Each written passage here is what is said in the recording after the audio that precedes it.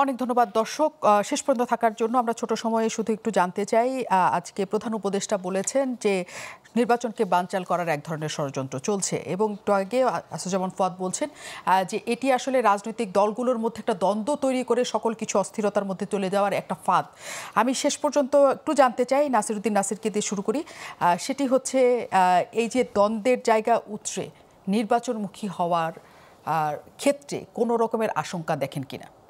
মানে এই যে দ্বন্দ্ব, আপনাদের নানা জনের দ্বন্দ্ব, নানা কিছু জমা হয়েছে, এই দ্বন্দ্বগুলি শেষ করে ঐক্যমত্যের ভিত্তিতে নির্বাচনের দিকে আপনারা যেতে পারবেন কিনা, নাকি অনেক কিছু তৈরি হবে মাঝখানে? না, আমি অ্যাকুরেটলি এটাকে মানে কনফ্লিক্ট বলবো না, আমি মতভেদ পর্যন্ত বাংলায় যেটি মতভেদ মতপার্থক্য, কিন্তু দ্বিমত বলতে পারি, কিন্তু যেটি আওয়ামী লীগের সাথে গত 17 বছর বিভিন্ন রাজনৈতিক দলের যেরকম ছিল মুখামুখি, সেরকম অবস্থান আমার কাছে খুব বেশি মনে হচ্ছে না এখনকার সিচুয়েশনে। আমার এটুকু মনে হচ্ছে না।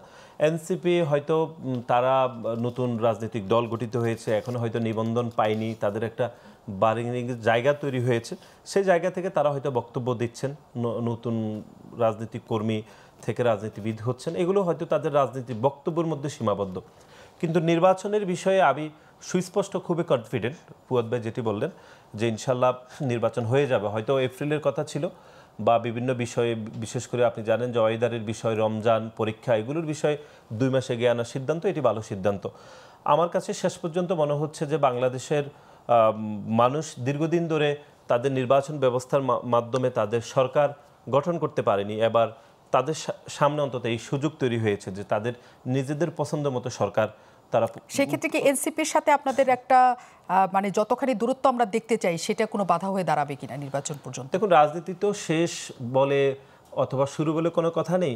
আমি তারপরে মনে করছি যে এনসিপির এখনকার যারা নবীন রাজনীতিবিদ হয়েছেন তারা যেরকম বক্তব্য দিচ্ছেন, এটি হয়তো বার্গেনিংয়ের জায়গা তৈরি করার জন্য তারা বক্তব্য দিচ্ছেন, কিন্তু কোনোভাবে যে তারা নির্বাচনের বিপক্ষে অবস্থান থাকবেন সেটি আমার মনে হচ্ছে না। অথবা তারা হয়তো কোনো জোটগতভাবে নির্বাচন করতে চাইবে বা না চাইবে, এর মাঝখানে তারা এক ধরনের দর কষাকষির মধ্যে রয়েছে। শেষ পর্যন্ত তারও নির্বাচনে আসতে হবে। আর একটি রাজনৈতিক দল জনপ্রিয় নাকি অজনপ্রিয়, এটি আসলে নির্বাচন ছাড়া কোনোভাবে মেজারমেন্ট করার কোনো সুযোগ নেই। সুতরাং নির্বাচনে আপনাকে আসতেই হবে শেষ পর্যন্ত।